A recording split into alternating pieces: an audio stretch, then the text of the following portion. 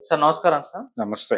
Sir కేంద్ర మంత్రి రామ్మోహన్ నాయుడు గారి పైన సొంత టీడీపీ మీడియాలోనే ఆయన పైన విమర్శలు చేస్తున్నారు, విరుచుకుపడుతున్నారు సార్. దానికి కారణం ఆయన గతంలో టీడీపీకి అగెనిస్ట్‌గా వర్క్ చేసిన ఆయన జగన్మోహన్ రెడ్డి గారి తరపున ఒక పాట పాడింది సింగర్ మంగ్లీ గారు. ఆమెతో కలిసి సూర్యనారాయణ టెంపుల్‌లో దర్శనానికి వెళ్లారని చెప్పేసి, దానికి సంబంధించిన ఫోటోలు ఆయనే సోషల్ మీడియాలో పెట్టారని చెప్పేసి, ఈ విధంగా మన పార్టీకి అగెనిస్ట్‌గా వర్క్ చేసిన ఒక వ్యక్తితో కలిసి నువ్వు ఏ విధంగా క్లోజ్‌గా ఉంటావని చెప్పేసి వీళ్ళైతే విమర్శలు చేస్తున్నారు సార్. మరి దీన్ని మీరు ఏ విధంగా చూస్తారు సార్? అంటే యాక్చువల్‌గా మంగ్లీ అక్కడ ఎందుకు వెళ్ళింది ఆ ఏరియాకి?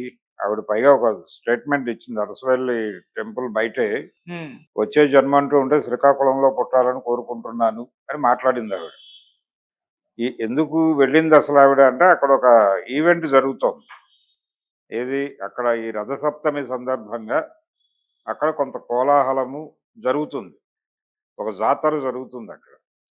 ఆ జాతర సందర్భంగా ఒక ప్రోగ్రామ్ చేయటానికి ఈవిడ్ని పిలిచారు. ఈవిడ వెళ్ళింది. ఆ జాతరలో పాల్గొనడానికి వచ్చింది కాబట్టి ఈవిడ్ని గుళ్ళో దర్శనం కోసం వెళ్ళేటప్పుడు వీళ్ళతో పాటు వెళ్ళిందావిడ. ఆ దర్శనానికి వెళ్ళిన సందర్భంగా తీసిన ఫోటోలు ఇప్పుడు బయట పెట్టాడాయన. అయితే ఆ టైంలో ఆవిడ అలా మాట్లాడిన మాట వాస్తవమే. ఇప్పుడు ఒక ప్రశ్న అడిగితే ఆవిడ ఏం సమాధానం చెప్తారు టీడీపీ క్యాడరు? మీ పార్టీ మీద తీవ్రమైన విమర్శలు చేసినటువంటి చాలామంది నాయకులు వైసీపీ నుంచి ఎన్నికల సమయంలో మాత్రమే కాదు, దాదాపు 10 ఏళ్ల నుంచి 15 ఏళ్ల నుంచి టీడీపీ మీద విమర్శలు చేసిన వాళ్ళు మీ పార్టీలో చేరినప్పుడు చేర్చుకుంటున్నారు కదా! ఇదిగో ఫలానా రోజు నువ్వు మాకు ఎగనెస్ట్‌గా మాట్లాడావని చెప్పి దూరం పెట్టట్లేదుగా. మరి వాళ్ళకి లేని ఇబ్బంది ఈవిడకేంటి? ఈవిడ అక్కడ భక్తి కార్యక్రమానికి వచ్చింది. భక్తి కార్యక్రమం కాదు, ఆ టెంపుల్ తాలూకా కమిటీ వాళ్ళు నిర్వహిస్తున్నటువంటి కార్యక్రమంలో పాటలు పాడటానికి వాళ్ళు పిలిస్తే వచ్చిందావిడ.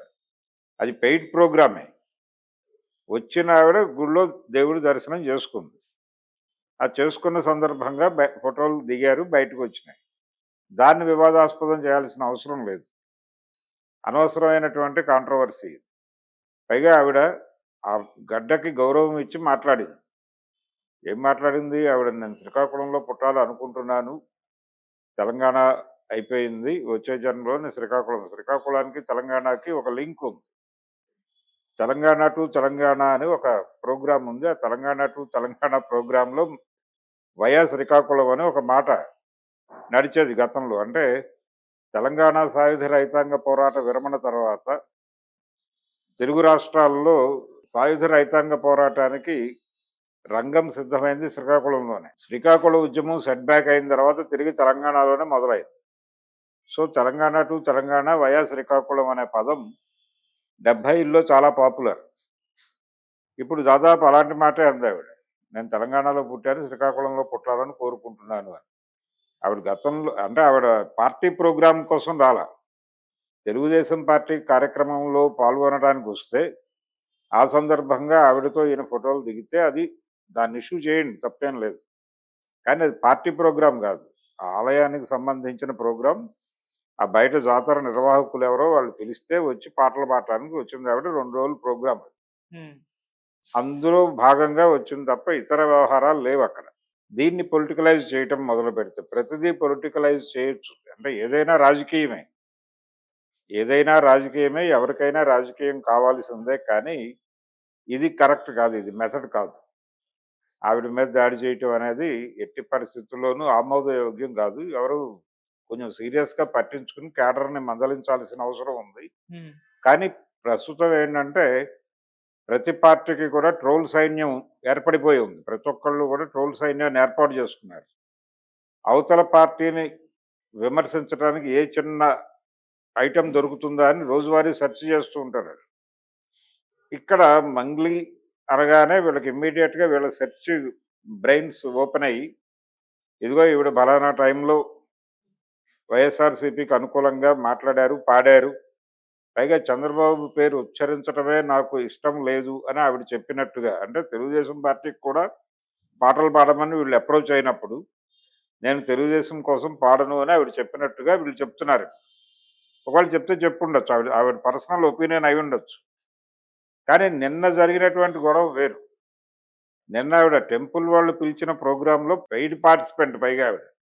వెళ్ళిన సందర్భంగా గుడిలో దర్శనం కోసం వెళ్ళింది. ఆయన ఆయన దర్శనం కోసం వెళ్ళల. ఎవరు? రామ్మోహన్ నాయుడు దర్శనం కోసం వెళ్ళాల. ఆయన కూడా ఆ జాతరలో పాల్గొంటున్నాడు. ఆయన ఎంపీ. పైగా మంత్రి. మంత్రి గారి పట్ల వినయంగా వ్యవహరించింది కదా ఆవిడ. అయిపోయింది. అంతవరకే. అక్కడ ప్రోటోకాల్ ఏముంది? ఆవిడకి ప్రోటోకాల్ దర్శనం ఏమిటి? ఆవిడని దీనిలో రమ్మనండి అని కూడా మాట్లాడుతున్నారు కొంతమంది. మినిస్టర్‌తో పాటు వెళ్ళటం ఏంటి? కేంద్ర మంత్రితో పాటు వెళ్ళటం ఏమిటి? అంత గౌరవం ఎందుకు ఇస్తున్నారనేది గొడవ. అక్కడ గౌరవం ఇవ్వటానికి ముందు పిలిచారు కదా అసలావిడ. పిలవటమే మానేస్తే గొడవే లేకపోను కదా! ఆవిడ వచ్చేది కాదు కదా అక్కడికి. హ్మ్. సో, వచ్చినందుకు గాను ఆ వేదికకి ఇబ్బంది లేకుండా మాట్లాడిందావిడ. దాన్ని గౌరవించండి.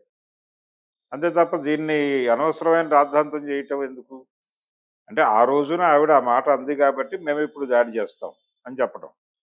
ఇది ప్రతీకార వ్యవహారంగా మారిపోయి దీని మీద ఆవిడ రియాక్ట్ అయితే ఇబ్బందికరంగా ఉంటుంది. కలుపుకుని వెళ్ళే పద్ధతిలో వ్యవహరించాలి.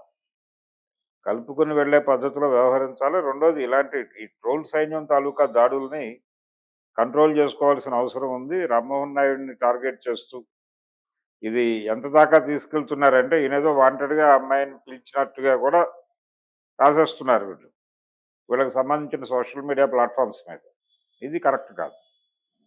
ఆవిడ ఆ టైంలో ఆవిడ ఆ అభిప్రాయం కలిగి ఉంది. రెండోది ఇక్కడ జరిగింది రాజకీయ కార్యక్రమం గాదు.